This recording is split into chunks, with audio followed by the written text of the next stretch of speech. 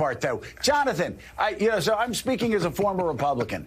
And I always would say, God, Democrats are so easy to beat. They're just so easy because they sit back and they're shocked and stunned and they're deeply saddened, but they never fight back. And I kind of thought that in 1988, Democrats would have learned from the Dukakis campaign. You admit what you don't deny. And that's what I loved about the speech that you're writing about. I love the fact that she said, wait a second now, wait a second. They're trying to make me the other. I'm a straight, white, suburban mom, and they're trying to make me the other. I think what was so brilliant about it is, like, she pointed out how strange actually the Republican was. And it's one thing I haven't understood about Democrats, and I promise I'll shut up and let you talk about it. But if I were running as a Democrat against Republicans, I'd say, wait a second, we're the others? You guys bring loaded guns to airports repeatedly. You're QAnon freaks. You actually followed a guy who said put bleach into your body and shove lights underneath your skin instead of just following medicine. You believe cranks on YouTube instead of your family doctors of 40 years. You believe Italian dudes with lasers rigged the election, and you're talking about Jewish space lasers. You're calling us the others? You Republicans are freaks. And we started to hear that a little bit in Michigan. I wonder why Democrats don't say that more. Well, maybe they will start, Joe. What I loved about, what I loved about Mallory McMorrow's speech is that it wasn't just the words. The words themselves were powerful and needed to be said.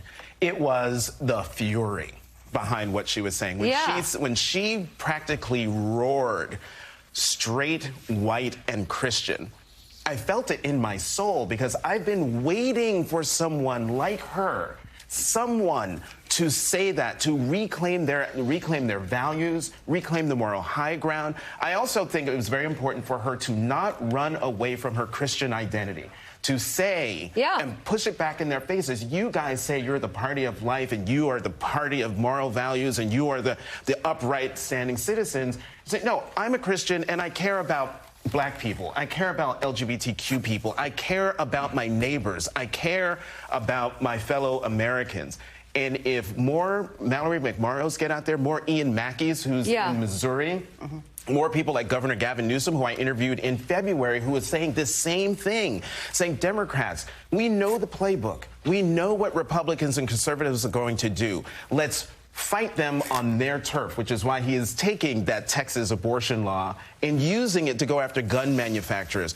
Democrats, I hope this is a sign that they are no longer afraid, to Joe's point, to fight back and fight back hard because they have the issues on their side. They have the moral high ground, and they should stand on it and beat them. But Jen, I'm worried.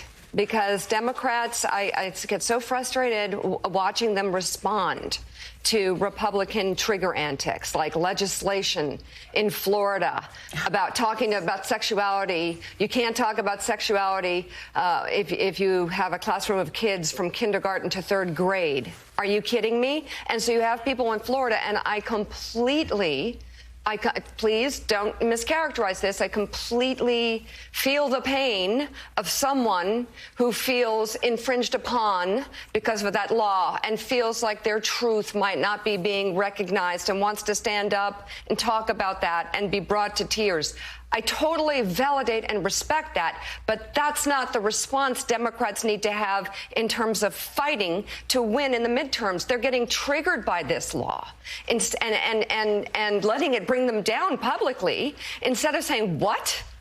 Are you kidding me? You're going to deny my truth? Let's take what Joe just said. You're going to deny my truth? Let's look at your truth and go right back at them with the freak show that has been the Republican Party for the past 4 years, a complete freak show. And it has literally given birth to more freaks in Congress, literal freaks who spew lies, who are cruel, who are bigoted, and who make their days worth it to themselves by going after conspiracy theories and being cruel. That's the Republican Party today, or living by lies, like finding a way to lie again, Kevin McCarthy. I mean, there's so much to work with, and yet they get caught on things and become emotional. Yeah, we just spent a week